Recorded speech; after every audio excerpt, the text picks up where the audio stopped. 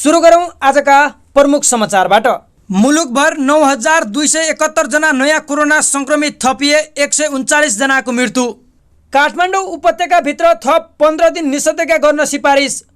77 मध्ये 69 जिल्लामा निषेधाज्ञा। राष्ट्रिय परीक्षा बोर्डद्वारा एसई र कक्षा 12 को परीक्षा स्थगित। स्तन कोतारेर पैसाको बार्गेनिङ। 28 वर्षीय पुरुषले 45 वर्षीय विधवा महिलासँग यौन सम्बन्ध राख्दा बस्यो पेटमा 6 महिनाको बच्चा। बिहे गरेको 2 वर्ष हुनै लाग्दासम्म बच्चा नजन्माएकी आँचललाई आइपर्यो यस्तो समस्या। केपी शर्मा ओलीको सरकार ढल्यो, विश्वासको मत पाएनन्। फेरि ह्वात्तै घट्यो ब्रोइलर कुखुराको मासुको मूल्य।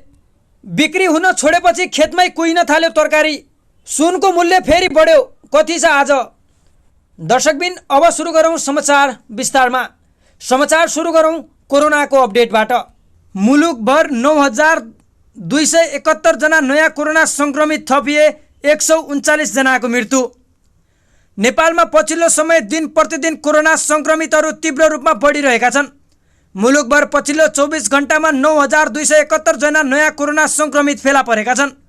स्वास्थ्य तथा जनसङ्ख्या मन्त्रालयका अनुसार मुलुकभर 18,411 जनाको पीसीआर एन्टिजेन परीक्षण 9271 जनामा कोरोना संक्रमण पुष्टि भएको हो। 17,623 जनाको आरटीआर पीसीआर परीक्षण र 788 जनाको एन्टिजेन परीक्षण गर्दा 9271 जनामा कोरोना संक्रमण पुष्टि भएको हो। पछिल्लो 24 घण्टामा मुलुकभर 9271 जना नयाँ संक्रमित थपिएसँगै कुल संक्रमितको सङ्ख्या 4,03,794 पुगेको छ।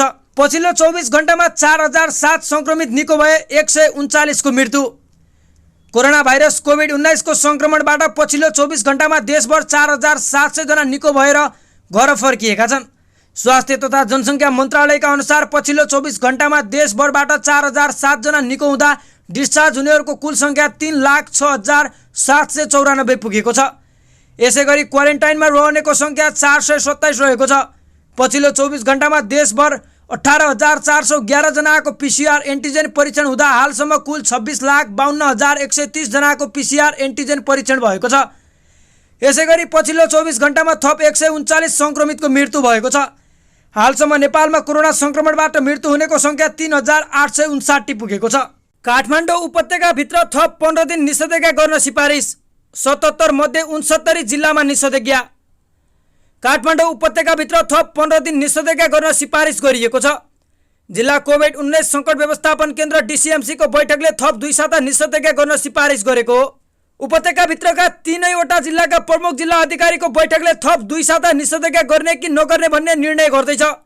कोरोना संक्रमण बढेपछि वैशाख 16 गतेदेखि काठमाडौँ उपत्यकाभित्र निषेधाज्ञा जारी गरिएको थियो। 1 साताको निषेधाज्ञा थप गरेर वैशाख 29 गतेसम्म पुर्याएको थियो। सोमबार बसेको बैठकले 15 दिन निषेधाज्ञा थप गर्ने सिफारिस गरेको छ। अहिले काठमाडौँ उपत्यका लगायत 69वटा जिल्ला निषेधाज्ञामा लगाइएको छ।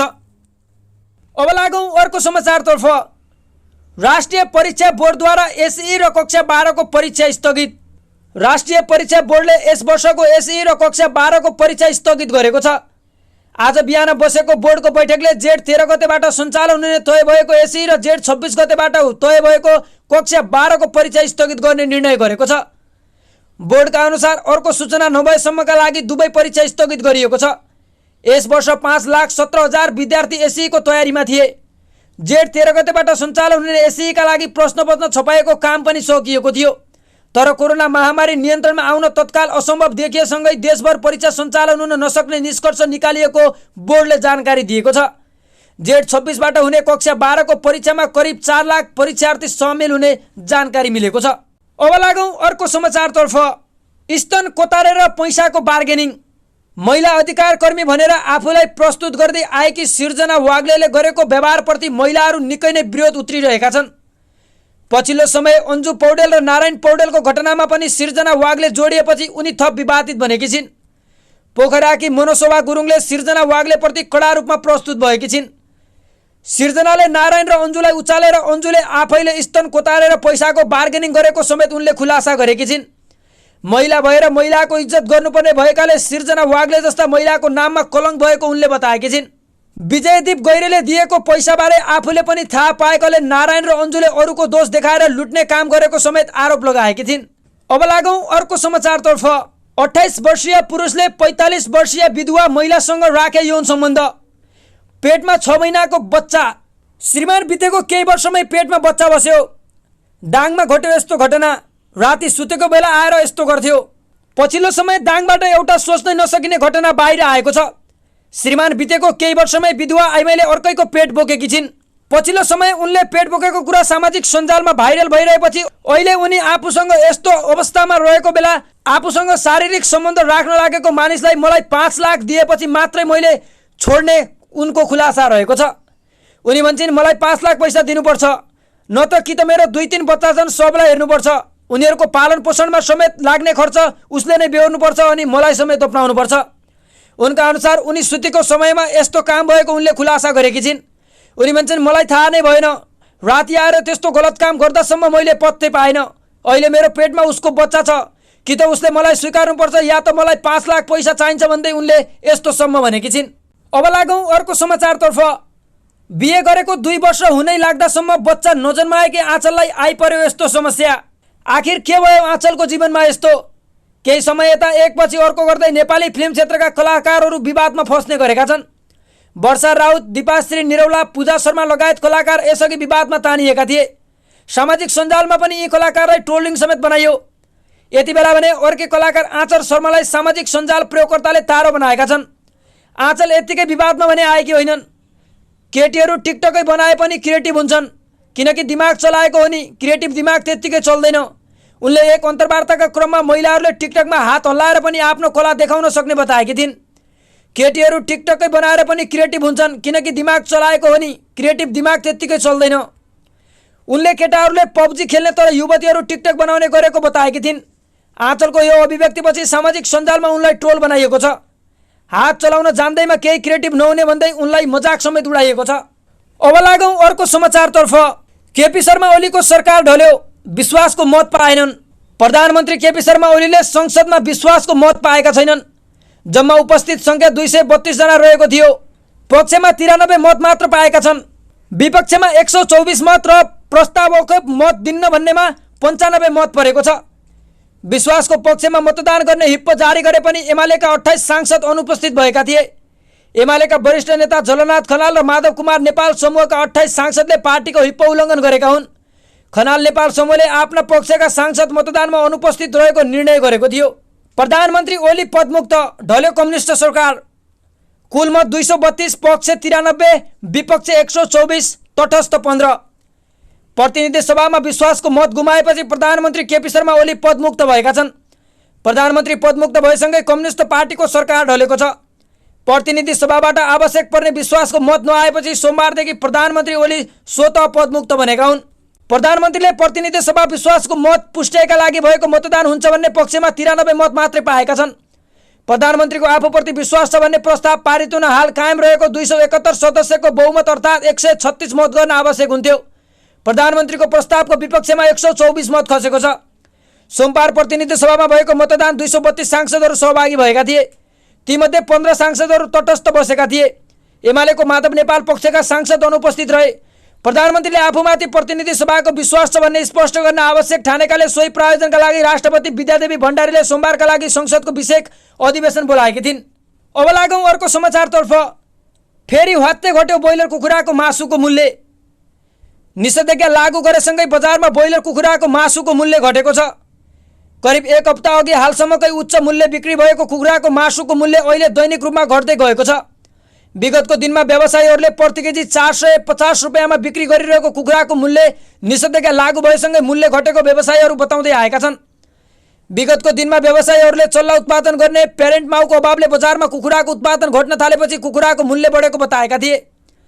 चिसो मौसममा उत्पादन कम भई कुखुराको मासुको मूल्य कम हुने र गर्मी भए पश्चात बिस्तारै उत्पादन बढ्न गई बजारमा मासुको मूल्य घट्ने सर्वसाधारणहरूको भनाइरहेको छ।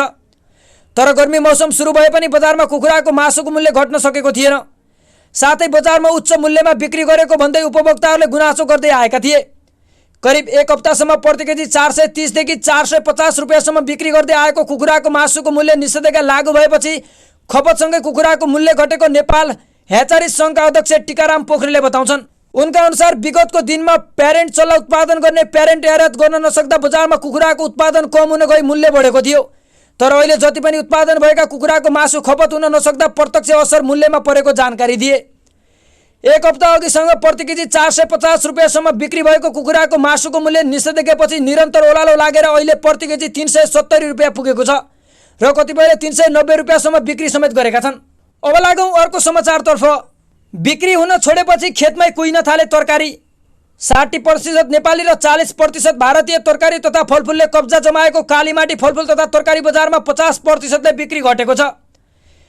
कृषि तथा पशुपक्षी विकास मन्त्रालय अन्तर्गत रहेको कालीमाटी फलफुल तथा तरकारी बजार समितिद्वारा सञ्चालित सो बजारमा थोक तथा खुद्रा उपभोक्ता जान छोडेपछि बिक्री घटेको समितिका कार्यकारी निर्देशक विनोद भट्टराईले जानकारी दिए। निषेधाज्ञा सुरु भएको 2-3 दिन सामान्य समयभन्दा बढी बिक्री वितरण गरिएको थियो, त्यसपछि घट्दै गयो, अहिले धमाधम झरेको छ उनले भने। आवागमन कम भयो, होटल पार्टी प्यालेस बन्द भए, थुप्रै मान्छेहरू काठमाडौँ छोडेर हिँडिसकेकाले एकाएक बिक्रीमा कमी आएको छ। पहिला दैनिक करिब 900 मेट्रिक टन तरकारी तथा फलफुल बिक्री हुन्थ्यो, अहिले 400 मेट्रिक टनमा झरेको छ उनले भने। बिक्री वितरण कम हुँदा यसको सिधै असर किसानमा पर्छ। पोखरा, चितवन, बाँके लगायतका जिल्लामा उत्पादन भएका तरकारी बिक्री नहुँदा खेतमै कुहिरहेको हामीले जानकारी पाएका छौँ। अब लागौँ अन्तिम समाचारतर्फ। सुनको मूल्य बढ्यो, कति छ आज? साताको दोस्रो दिन आज सुनको मूल्य सामान्य बढेको छ। सुन आज 200 रुपियाँले बढेको हो, आइतबार 100ले बढेको थियो। गत हप्ता आइतबार 100ले बढेको थियो, सोमबार 400ले बढेको थियो भने मङ्गलबार 200ले बढेको थियो। त्यस्तै बुधबार 300ले घटेको सुन बिहीबार 300ले नै बढेको थियो। शुक्रबार नेपाली बजारमा सुनको मूल्य 1100ले बढेको थियो। आज छापावाला सुनको प्रति तोला 92,000 मूल्य निर्धारण भएको छ। यस्तै तेजाबी सुन आजका लागि 91,500मा मूल्य निर्धारण भएको नेपाल सुनचाँदी व्यवसायी महासङ्घले जानकारी दिएको छ। चाँदीको मूल्य भने आज 15 रुपियाँले घटेको छ। आज चाँदी चोलामा 1360मा कारोबार भइरहेको छ। दर्शकबिन, तपाईँले सुन्नुभयो आजका प्रमुख समाचारहरू। दर्शकबिन, तपाईँलाई के लाग्छ? यस भिडियोप्रति तपाईँको कुनै सल्लाह, सुझाव र प्रतिक्रिया भए कमेन्ट बक्समा राखिदिनुहोला। अर्को भिडियोमा पुनः उपस्थित हुने बाचाका साथ अहिलेलाई भने यस भिडियोबाट छुटिन चाहन्छौँ। हवस् त, नमस्कार।